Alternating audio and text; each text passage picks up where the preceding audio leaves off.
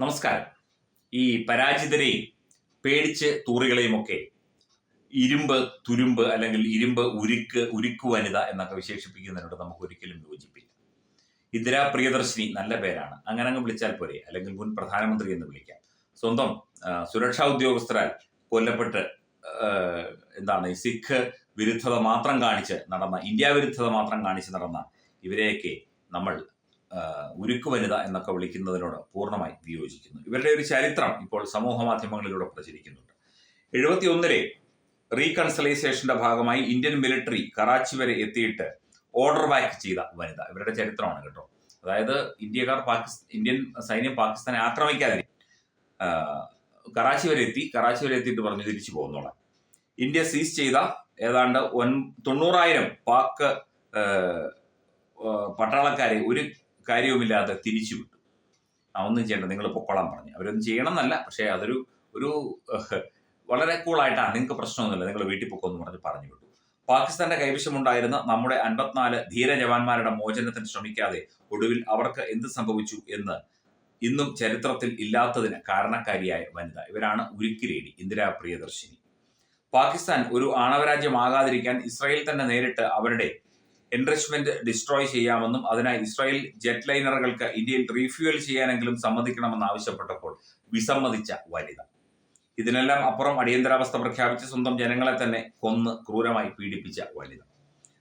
ആട്ടെ, അന്ന് അമേരിക്ക ആർക്കൊപ്പമാണ് പാകിസ്ഥാനൊപ്പം? ഇപ്പോൾ അമേരിക്ക ആർക്ക് അനുകൂലമായിട്ടാണ് നിലപാടുകൾ സ്വീകരിച്ചത് എന്ന് ഈ പോസ്റ്റിൽ ചോദിക്കുന്നു. ഭാരതത്തിന് അനുകൂലമായി തന്നെ നമുക്കറിയാം.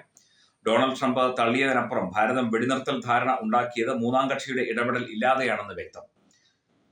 കഴിഞ്ഞ ദിവസം പാകിസ്ഥാൻ DGMO നമ്മുടെ സൈന്യത്തെ ഇങ്ങോട്ട് ബന്ധപ്പെട്ട ശേഷമാണ് വെടിനിർത്താൻ ആവശ്യപ്പെടുകയും അല്ലെങ്കിൽ അഭ്യർത്ഥിക്കുകയും ചർച്ചകൾ ചെയ്ത് അത് പ്രഖ്യാപിച്ചത്. അപ്പോൾ പിന്നെ അമേരിക്ക അവകാശവാദം ഉന്നയിച്ചത് അവർ പാകിസ്ഥാനിൽ സമ്മർദ്ദം ചെലുത്തിയത് കൊണ്ടായിരിക്കില്ലേ? ഭാരതം അമേരിക്ക പറയുന്നത് കേട്ട് തുള്ളി എന്ന് കരുതുന്നതിൽ, അങ്ങനെ പറയുന്നതിൽ എന്തെങ്കിലും അടിസ്ഥാനമുണ്ടോ? ഇന്ദിരയെ മോദിയുമായി ഉപമിച്ച് തള്ളുന്നവർ ഇന്ദിരയ്ക്ക് ശേഷം വന്ന ഇന്ദിരയുടെ മോനെക്കുറിച്ചോ 70 വർഷത്തെ കോൺഗ്രസിന്റെ മറ്റ് പ്രധാനമന്ത്രിമാരെ കുറിച്ചോ ഒന്നും പറയാത്തത് എന്താണ്? മൻമോഹൻ സിംഗിന്റെ കാലത്തെ ഉൾപ്പെടെ ഒരു ചർച്ചാ വിഷയമാക്കിക്കൂടെ എന്ന് ചോദിക്കുന്നു ഈ ഒരു പോസ്റ്റിൽ. കുറെ പത്രക്കട്ടിങ്ങും കൊടുത്തിട്ടുണ്ട്. The mystery of India's missing 54 soldiers. ഇന്ദിരാഗാന്ധിയുടെ കാലത്താണ്.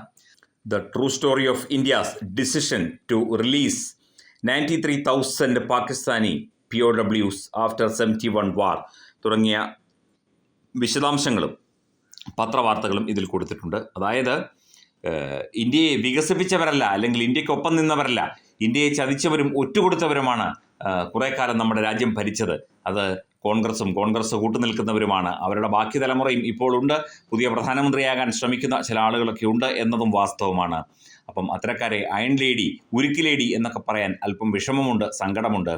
ഇവരുടെ പിതാവ് അടക്കം ഇന്ത്യ ചീന ഭായ് എന്ന് പറഞ്ഞ അരുണാചൽ പ്രദേശിലും ലഡാക്കിലുമൊക്കെ ചൈനയ്ക്ക് സ്ഥലം കോരിക്കൊടുത്തത് ഇന്നും അവരുടെ കയ്യിലാണ്. എന്നിട്ടും ഇപ്പോഴും ഇന്ത്യ ചീന ഭായ് എന്ന് പറഞ്ഞ് ഈ രാജ്യ സൗഹൃദങ്ങൾ തമ്മിലുള്ള നയതന്ത്ര ബന്ധമൊക്കെ പറഞ്ഞ് ഇവരീ കാണിക്കുന്ന ഇത്തരം രാജ്യവിരുദ്ധ നിലപാടുകൾ തീർച്ചയായും എതിർക്കപ്പെടേണ്ടതാണ്.